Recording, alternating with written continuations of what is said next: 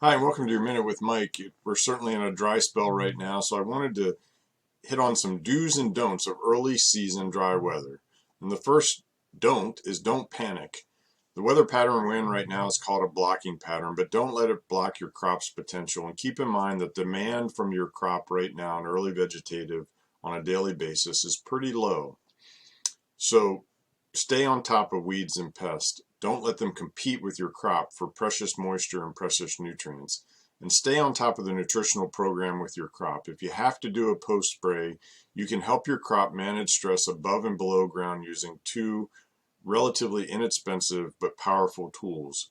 First is you can feed above ground stress relieving amino acid nutrition, like that found in foliomate grain, and you can supplement foliomate legumes for your beans with liquid bonder. What's that look like?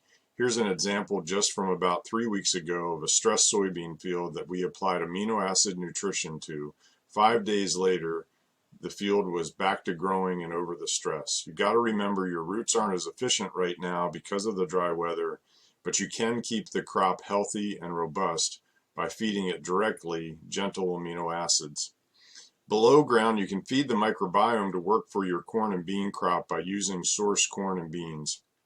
Here's what that looked like last year when we activated the microbiome in a powerful way. It helped the crops deal with all the environmental stresses that they were feeling and kept them moving, fed, and high yielding.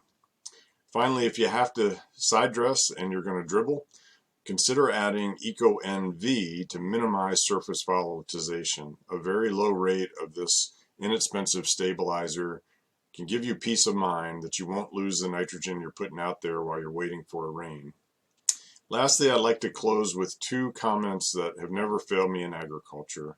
One is the weather will be the same until it's different. I don't know when this pattern will end, and no one can really tell us that, but I can tell you when it does end, my experience is it often becomes a very different pattern, and we could be looking at a wet weather window following this dry weather. If you've delayed management, you may find yourself struggling suddenly to get back in the field. With that in mind, an early mentor of mine also used to always admonish me, Mike, in farming, it's easy to be too late and it's hard to be too early. Stay on top of your crops. Don't panic. We're all in this together, and this weather pattern will change. Thanks so much for listening.